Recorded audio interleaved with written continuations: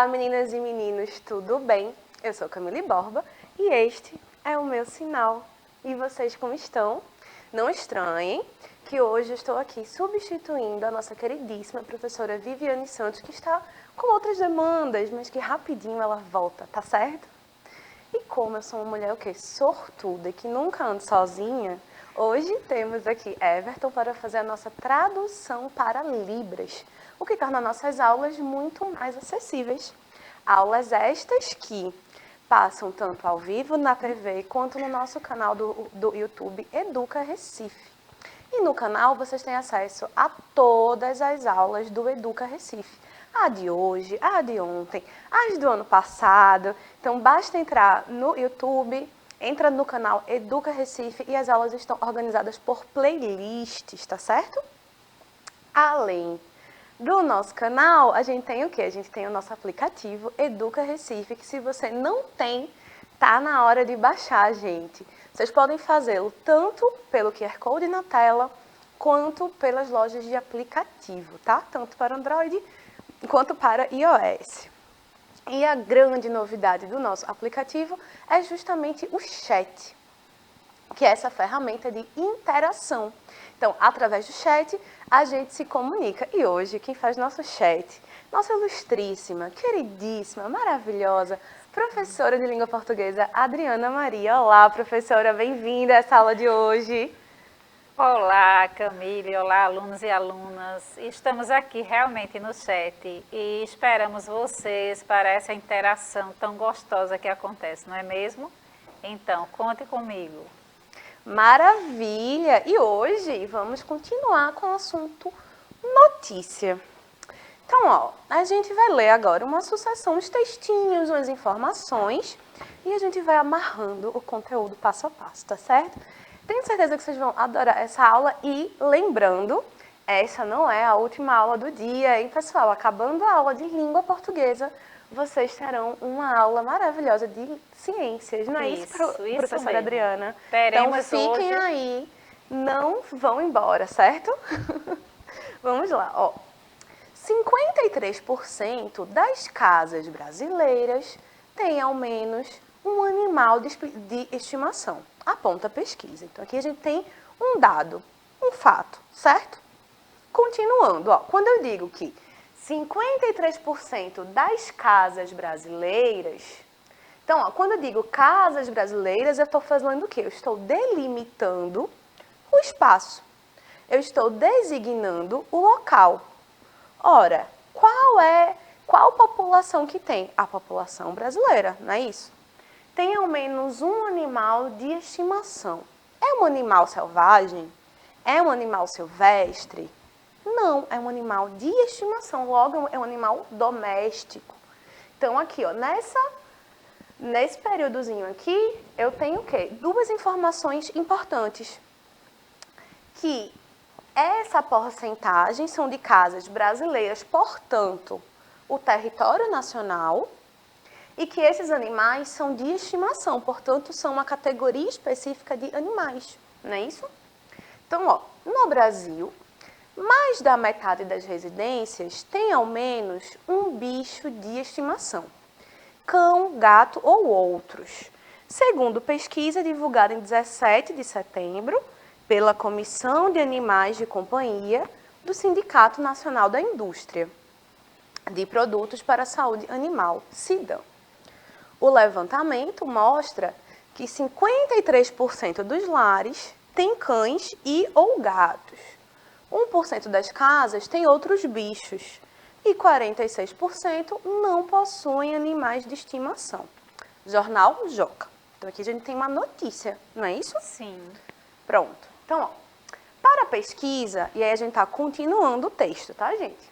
Foram realizadas 2.002 entrevistas com cidadãos de mais de 16 anos, de todas as regiões e classes sociais do país. Confira a seguir outros resultados obtidos. Então, a gente tem 44% dos domicílios com pets têm ao menos um cachorro e 21% das residências com animais de estimação têm ao menos um gato. Então, aqui a gente tem os dados. E como esses dados se organizariam? num gráfico pizza. Isso é bem importante que aí vocês saibam a diferença, né? A gente tem o gráfico em barras e esse é o gráfico pizza. Pizza porque ela é redondinha e ela vai sendo porcionada, né? De acordo com os dados. Então, aqui a gente tem, na verdade, sobre as raças, né? Então, 53% desses animais são de raça, 42% sem raça definida e 5% não sabem informar, tá? Mas aí eu quero que, né, vamos pensar aqui. Qual é o contexto dessa notícia? Ora, se eu estou falando sobre animais domésticos, nos lares brasileiros, o contexto é o quê? É a nossa realidade nacional, não é isso? Já sabemos que a notícia saiu em um jornal brasileiro, pois esse fato está na manchete. Podemos inferir também que o público leitor dessa notícia deve ser alguém interessado em animais domésticos. Volta aqui para mim, vamos ver. Por que a gente pode inferir isso? Porque é um assunto específico. Então, se eu não gosto de animais, pouco provavelmente eu vou abrir uma notícia sobre animais, né? Digamos, eu não sou muito fã de, sei lá, ficção científica. Então, eu não vou abrir uma notícia sobre um novo filme de ficção científica que vai sair. Por outro lado, se saísse uma notícia sobre literatura, eu com certeza seria a primeira pessoa a abrir. Por quê? Porque as notícias elas têm público-alvo também. Claro que nem toda notícia vai precisar de um público-alvo, né, gente? A gente tem aquelas notícias urgentes, aquelas atualidades, por exemplo, uma pandemia, uma guerra, ou coisas boas também, né, pessoal? A gente pode ter, por exemplo, quando o Brasil ganhar a Copa, por exemplo, vai ser uma notícia nacional e que não vai importar ao público, porque é uma notícia importante, relevante, né? Então, sabemos que pelo tema leve, porque é um tema leve? Porque são porcentagens. É um estudo levantando a quantidade de animais domésticos. Não é pelo tópico animais, porque a gente pode ter notícias muito pesadas no que se refere a animais.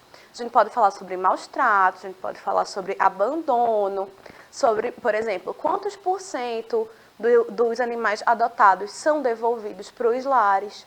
Seriam temas mais pesados no que se refere, no grande tópico, animais domésticos. Mas aqui são dados mais leves, então, não seria uma revista médica, por exemplo.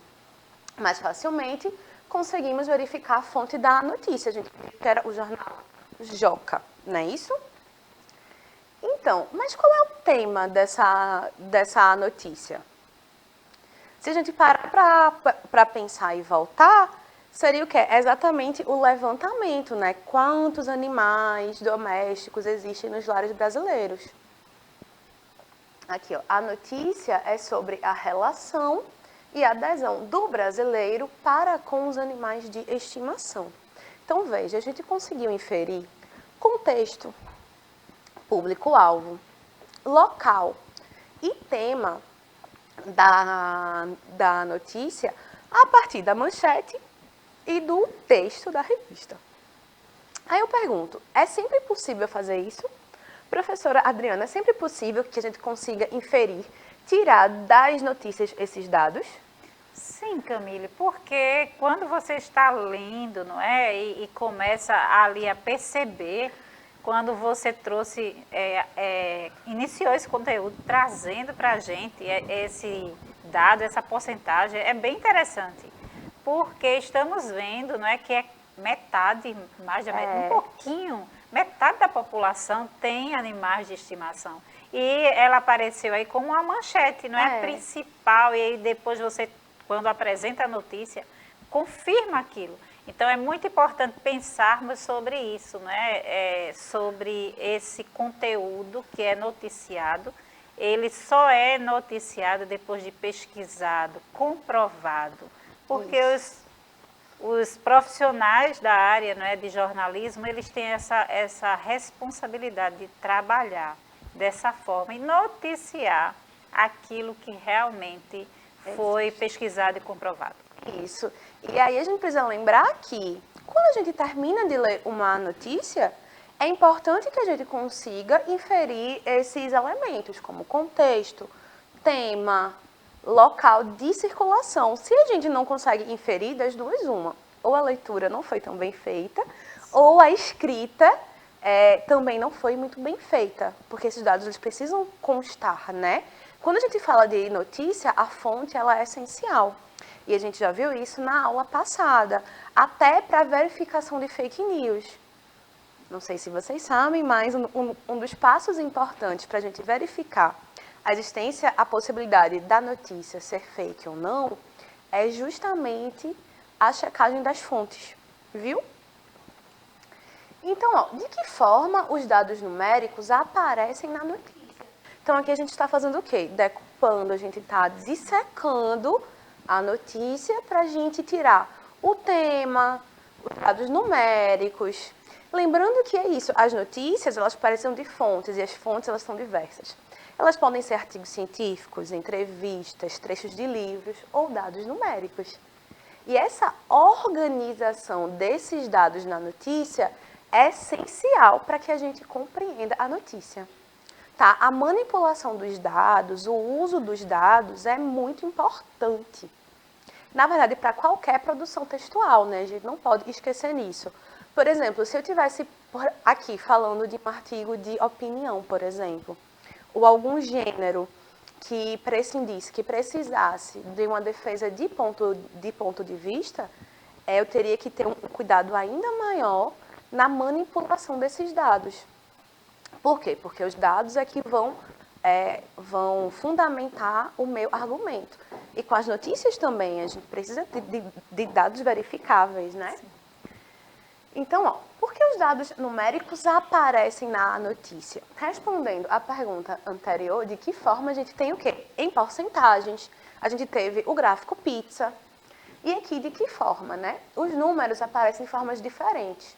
Na manchete, inseridos no corpo do texto, em forma de gráfico de pizza e barra horizontal. Então, essa manipulação desses dados, essa inserção dos dados no texto, são muito importantes para a elaboração da notícia, né? São muito importantes para que a gente associe a parte textual com os dados numéricos, com o contexto, com o sentido final, tá? A gente pode até achar que uma notícia, vou só ler aqui. Não, mas é um gênero que precisa de um cuidado para a gente observar como ela é construída, como ela vai ser lida e interpretada. Joia? Em quais esferas de circulação pode haver uma notícia como essa? E aí eu jogo para vocês, aí do chat. Professora Adriana, temos alguém no chat? Sim, temos aqui uma pessoa, mas só que não comentou nada. Então, fica aí a pergunta, vocês podem assistir a aula e responder aí no YouTube, no chat do canal. Estaremos ligadinhos na sua resposta. Tá, então vamos pensar, partindo, o que é que a gente tem? A gente tem alguns dados numéricos sobre animais de estimação nas casas brasileiras. Então a gente já sabe que a abordagem não é pesada no que se refere a abandono, maus tratos, é sobre adoção, é sobre essa relação entre humanos e animais. Então, em que locais a gente poderia circular, né? A gente poderia ver circular essa notícia. A gente poderia ver em espaços de adoção de animais de estimação, em veterinários, centros de acolhida para animais abandonados, ONGs de proteção aos animais. E uma coisa que me ocorreu agora, será que nós poderíamos pegar esse dado numérico de 53% dos lares brasileiros possuem animais domésticos? Será que a gente poderia usar esse dado em um cartaz, estimulando a adoção? Poderíamos. A gente só ia precisar fazer o quê? Dar uma ajeitadinha para que essa frase ficasse o quê? Mais apelativa. Para que ela servisse de um dado, servisse como um dado, e esse dado seria usado para apelar, para dizer, por exemplo, você sabia que 53% dos lares brasileiros possuem animais domésticos? O que você está esperando para adotar o seu? Poderia ser. Então, o dado, ele pode ser usado. A notícia, ela pode também ser usada em outros contextos, né? Então, ó, é sempre importante pensar para quem a notícia é relevante. Se a gente pensar, a gente é bombardeado de notícias o tempo inteiro, do momento que a gente levanta ao momento que a gente vai dormir. Não é verdade? Inclusive, esse excesso de informação pode causar, inclusive, angústia. Você pode ficar mais ansioso, principalmente se você consome muitas notícias ruins, né? Num momento delicado que a gente está vivendo. Então, é realmente difícil. E aí a gente precisa pensar de para quem a notícia é relevante. Ó. Nem todas as notícias serão de interesse geral. Isso é impossível, né, gente? Porque somos indivíduos muitíssimo particulares. O que me interessa não necessariamente interessa a Everton, ou a Adriana, ou as pessoas da produção. Não necessariamente. Por isso, é importante entender quem é meu público-alvo, para que a linguagem e a organização do texto seja variável para alcançar esse público. Um ponto importante sobre essa linguagem e organização do texto. Eu sempre digo, eu vou dizer isso, vou morrer dizendo isso. Pensemos o uso da linguagem como uma roupa. Uma roupa que a gente vai vestir de acordo com a situação, né? Então, se eu vou escrever uma notícia para um público acadêmico, eu provavelmente vou precisar de uma linguagem um pouco mais formal, termos mais técnicos. Por exemplo, se eu escrevesse uma notícia para uma revista literária, eu precisaria de uma adequação linguística. Mas se eu escrevesse essa mesma notícia para o jornalzinho da escola do Infantil 3, eu ia usar do mesmo jeito, eu ia usar os mesmos termos, a mesma sequência, a mesma extensão do texto. Isso a gente às vezes não para pensar, né? Que quando o público é muito pequenininho, está aprendendo a ler, a gente deve usar um texto um pouco menor. Mas quando, por exemplo, é um artigo de divulgação científica, uma manchete assim, a gente pode usar 1000 palavras, se quiser, 1 milhão. Mas aí a gente precisa pensar nessa adequação da linguagem ao público. E não só a linguagem, a organização. Porque o fator importante na construção da notícia é a organização da mesma. Como eu organizo os dados? Como eu organizo as fontes? Como eu relaciono os dados numéricos aos fatos textuais? E a gente precisa pensar nisso, viu? Isso chama um planejamento de texto.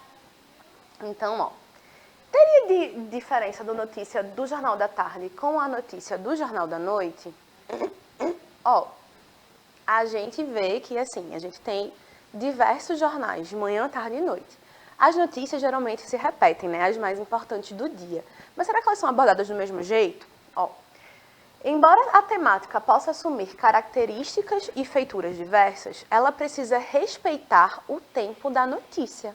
Ser recente é imprescindível, porque a notícia ela trata de matéria urgente, de matéria atual. Algo velho não poderia ser notícia, o que não quer dizer que você não possa falar sobre algo velho, mas não vai ser uma notícia. Pode ser um artigo de opinião, um editorial. Você tem outros gêneros em que abordar uma notícia velha, entre aspas, que seria possível. Né? E qual a ordem da organização da notícia? Como a gente organiza esse gênero? Ó, segundo Maria Nazaré dos Santos Silva, a organização da notícia em manchete, lead e texto, é pela manchete, lead e texto. Lembrando que as notícias organizam os fatos, não na ordem cronológica, ou seja, não na ordem necessariamente que aconteceram, em que eles de fato ocorreram, mas sim na ordem de relevância. Então, o que foi mais importante? é um dos fatores que influenciam na definição do fato enunciado. Então, eu posso ter algo que seja mais recente, mas menos relevante, né? E aí, por isso, a ordem ela não vai ser cronológica. Ela vai ser o quê? Ela vai ser pela relevância, pela importância. A notícia também circula de outras formas que não são impressas. Porque a gente tem o telejornal, a gente tem os blogs, a gente tem outras fontes, outros meios, né? O telejornal caracteriza-se como um texto sincrético constituído por uma interação de linguagens. Então, ou seja, a gente vai ter diversas linguagens. A linguagem gestual, verbal, visual, sonora, que instaura simulacros do mundo natural, ou seja, que vai simular elementos do mundo natural, pois não pode abarcá-lo em toda a sua totalidade. E aí, a curadoria das notícias, né? No tempo de um telejornal, assim como nas folhas de um jornal impresso, é impossível conseguir abarcar todas as notícias do mundo. É impossível que a gente consiga selecionar e falar sobre tudo o que acontece no mundo. É impossível. Sendo assim, é necessário o quê? Selecionar as notícias principais e aquelas de relevância social local. E aí a gente tem as notícias do mundo, né? Os telejornais costumam condensar as notícias internacionais por meio dos seus correspondentes. É aquilo, né, que a gente fala: olá, fulana, você está falando de onde? E a fulana: ai, fulano, estou aqui falando da Sibéria, cobrindo uma corrida de lobos. É possível, a gente vai ter essa correspondência, né? Esse diálogo entre o jornal local e uma notícia internacional, com seus correspondentes, que são repórteres enviados especialmente para essas coberturas. Quando a gente tem Copa, quando a gente tem Olimpíada, a gente costuma ter essa cobertura, né? Quando tem, por exemplo, guerra, quando tem reunião da ONU, quando tem algo de impacto mundial, é comum que tenhamos os telejornais alinhados a esses correspondentes. E aí, como seriam essas notícias no telejornal? Então, a gente tem que é uma notícia oral. Então, a gente vai ter essa notícia dita verbalmente, oralmente, tá? Local ou internacional, transmitida utilizando um cenário. Há a permissão de interação entre os jornalistas, o que não acontece no jornal impresso. E a gente tem presença de câmeras e transmissão ao vivo, horário específico na TV ou rádio, preocupação com o som e qualidade da transmissão e música. A gente tem a vinhetinha, né? Tan, tan, tan, tan. Se a gente tivesse um jornal aqui da EMAD, poderia ser tararã, tararã, Jornal da EMAD, alguma coisa assim. Porque é uma marca e funciona como uma identidade, junto com o cenário, junto com as legendas, junto com o texto, junto com os jornalistas. Então, tudo ali constrói uma identidade. Né? E agora é a vez de vocês. Não acham que vocês saíram incólumes dessa aula? Aqui eu vou pedir que vocês pesquisem as características do jornal impresso e contraponha com as características do telejornal. Então, pessoal, nossa aula está chegando ao fim. Não esqueçam que depois dessa aula vamos ter as maravilhosas, incríveis, perfeitas professoras de ciência, professora Isabel Borges e professora Cláudia de Lourdes. Então, não desliguem a TV, certo? Se mantenham aí, bonitinhos, refletindo, né? Aptos, receptivos a essa aula que vai chegar, tá? Vamos lá, vou passar para a professora Adriana se despedir de vocês e eu já volto. Voou nosso tempo aqui, não é, pessoal? Então é assim, a aula, sabe, maravilhosa, com uma professora extraordinária. É desse jeito, um intérprete também ali, ó, fazendo o papel dele. Então é isso aí, minha gente. Estamos aqui para interagir com vocês, não é? O nosso papel social é muito importante, mas o de vocês também. Então, eu concordo com a professora Camille, com tudo que ela falou a respeito da dupla maravilhosa que vem aqui logo após. Então, continuem aí. Foi muito bom estar com vocês. E até a próxima. Beijo. Ai, gente, como sempre, foi um prazer estar aqui com vocês. Agradeço a Everton, que estava aqui, ó, correndo atrás da minha fala, apressada. A professora Adriana, a produção maravilhosa que permite que essas aulas estejam aqui. E a vocês, um beijo e até a próxima.